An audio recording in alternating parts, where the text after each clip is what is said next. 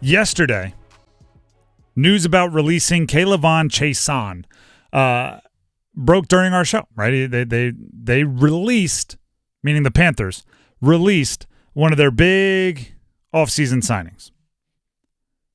Jadeveon Chason not being on the Panthers defense will not cause the Panthers defense to be bad. There's going to be very few moments, if any, where we're watching this defense going, gosh, if only they had Jadeveon Chason. Yeah, if only they had the guy that had 5 sacks in 4 seasons in his career. But I do think it is a sign that we should expect the Panthers defense to regress in some big ways from where they were last year. Not like him leaving isn't the cause. Him being released isn't the cause. Him being released is a sign of what has already happened.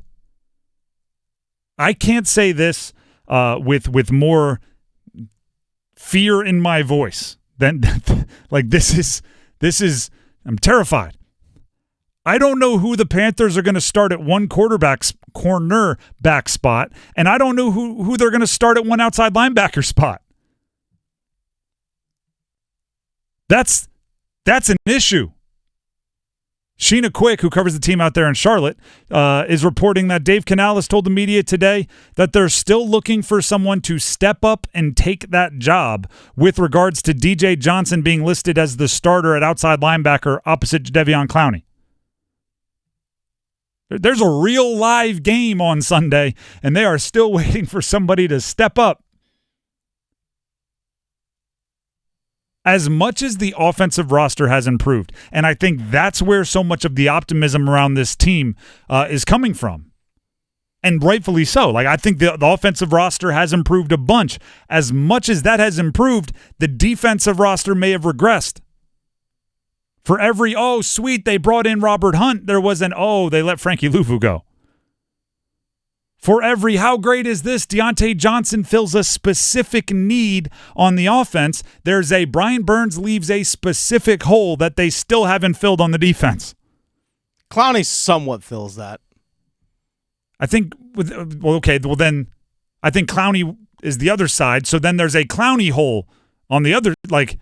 I mean, they had that last year, too. I mean, it was Etor Gross Matos. It was DJ Johnson. It was Justin Houston. It was Justin Houston. It was Amari Barno.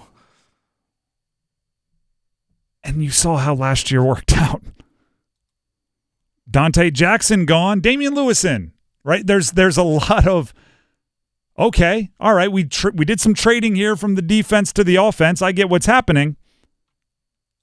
I am becoming, like, more and more aware and okay with letting my imagination run away with me when talking about the offense. You heard it earlier. I think Jadeveon Sanders is going to have a big day. 4th-round rookie tight end. He's going to have a big year. Bryce Young, I think he can level up multiple levels. Bing, bing, bing. Love the Deontay Johnson. Love what they did offensively. I'm even letting my mind wander to the old, what if Ike Ekwonu turns a corner this year? But I am also, at the same time, becoming more and more concerned, terrified, whatever you want to call, by what this defense might look like. You know, I'll use Eric Tulsky. Eric Tulsky is the GM of the Carolina Hurricanes. He joined the show earlier today, and they got a big piece of business done over the weekend. Seth Jarvis, one of their core players, signed to a long-term deal, and they still have, what is it? Is it 3 weeks until preseason? Yeah, that's when the first preseason game actually is, yeah. I saw it's 37 days until regular season. They said it's Andrei Svechnikov jersey-numbered days until the regular season starts. And I asked him, I said, like, what else is there to do? Is this the roster you're happy with for the season? And his response was, oh, we're never happy with the roster. We're like, this upcoming month, we're going to look for every way to get better. And the month after that, we're going to do it. And the month after that, we're going to do it. And that's true in all pro sports. Right, so I'm not sitting here saying the Panthers' defense should be polished and complete, and you walk away and start some, you know, it's not like a model airplane. When you're done, you put it on the shelf and you go buy another. Like, the defense will forever be a project, but I'm looking at it and going, you're missing pieces. There's an edge rusher issue here in that you're waiting for somebody to take the role, and nobody's done it. There's a cornerback issue here, and not by way of not trying. You've traded for guys. You've signed guys, right? You signed K'Lavon Chaisson with the goal of him being one of those dudes. You signed DJ Wanham with the goal of him being one of those dudes. Chaisson didn't live up to his physical gifts, and DJ Wanham is still hurt. You traded for Mike Jackson to be the corner, and maybe he will be like literally the corner starting there week 1.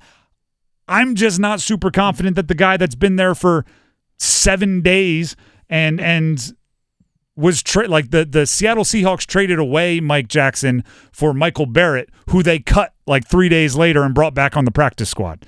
I'm not 100% confident that these stopgap measures aren't going to the levee breaks once or twice this season. So I hear everybody, and I guarantee you, I know what so many of you are going to say in the YouTube comments, and so many of you will say that I'm too negative, that I'm too pessimistic. Listen, I'm optimistic about the offense. I am realistic about the defense. I think J.C. Horn could have a big year. I like some of the linebackers. If Shaq Thompson can stay healthy, I don't know how you don't like that guy. Jadeveon Clowney, he's going to have a tall task ahead of him because you know who every single play is going to be circled on the scouting report by the offensive line they're facing. It's him and Derrick Brown. Because the whoever is getting their chance to step up at the other edge rusher position, the nicest way we could say it is they haven't stepped up yet.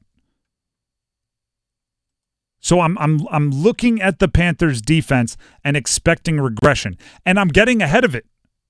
Don't put this on Evero, the defensive coordinator. Right? It's. I understand the NFL is a no excuses, get it done business. But if a defensive coordinator is a solid defense, and then you just take a bunch of pieces away, and then look at him and say, "I need the same production," that's a bit more difficult than it sounds. Here's some more of the advanced numbers from last year's defense to give people a little bit of context. So if you look at last year in terms of actually getting to the quarterback, since it's a big thing you've been bringing up, you look at sack percentage. So this is the number of dropbacks a team had last year versus the number of times they actually got a sack. So that's the sack percentage. Carolina was 31st in the NFL last year in sack percentage at 5.31%, only ahead of Chicago. With Brian Burns, With Brian Burns. Now, again, you replace Brian Burns with Jadeveon Clowney. Now, Jadeveon Clowney has never had a double-digit sack season, but Brian Burns necessarily didn't have a double-digit sack season himself last year anyway. I'd say that's like a 75. You replace 75% of Brian Burns with Jadeveon Clowney. Roughly. But you also look at the rush defense last year. You add A'Shawn Robinson to your rush defense. Jadeveon Clowney, known for being really good against the run. Carolina Panthers, in terms of yards per attempt last year, was tied for 10th in the NFL. To me, I think that actually gets a little bit better by adding Robinson, and Clowney's better against the run than Brian Burns was. And also you look at in the secondary last year, yes, J.C. Horn got hurt. You had the stopgap with C.J. Henderson. He's no longer there. Even Dante Jackson was nicked up himself as well. You brought in Dane Jackson, who's nicked up right now, so Mike Jackson's kind of – so there are – different pieces, but I don't know if the makeup of the defense is necessarily too different from last year. Oh, I think it's significantly different, and for the simple fact of there's going to be attrition, right? Sure. A lot of those nicks and bumps and bruises that you talked about happened in the football season to end up like the defense that they have starting the season this year. So if J.C. Horn gets hurt again, think of how much worse off they'd be this year. I think that's the reason why they claimed 3 guys. Oh, exactly. But, we talk about Jadeveon Clowney replacing Brian Burns and maybe being 75% of Brian Burns. I don't want to know the percentage that I'm trying to think. What's Shamar's last name? Bartholomew. I don't want to know the percentage that Shamar Bartholomew is of J.C. Horn if he has to go in and play those minutes. That's not what I'm looking for. But also, I agree with you, and it's a great point that you made, and the stats back it up. I think they're going to be good against the run. They're going to be awesome against the run this year. But I think there's going to be a few offensive coordinators that, bash their head into that wall for a series, and then go, why the heck am I even trying to run it here? Let's try. They don't have a great edge pass rush, and they've got some defensive backs that we want to attack. So sorry, running backs. I mean, they're good there. I remember specifically one of the games I had in college against Old Dominion, where we had a really good running back, and our offensive coordinator was dedicated to getting him started, and our head coach, who didn't do a lot of like X's and O's scheming and coaching, he was kind of like a CEO, came over to the quarterbacks at halftime and goes, just throw it. They can't stop the throwing. And as a quarterback, you're just like, yes, say less. This is going to be the best half of my life. But it really was just you're bashing your head against a defense that was stopping our running game, but we were having success through the air. I worry there's going to be a few of those comments on the opposing team's sideline where it's like, gosh, you keep running it at Derrick Brown. That feels like not a good idea. Let's go ahead and throw it at Shamar Bartholomew. Like let's go test one of these nickel corners who might not be as definitively successful. So it's I'm going to consider this season a success if the offense takes 3 steps forward, even if the defense takes 2 steps back. I think that's what they were trying to do this offseason, and that would be mission accomplished. So take that into account when you're looking at your full team expectations, because as any coach will tell you, there's 3 phases to the game: offense, defense, and special teams, and you need all 3.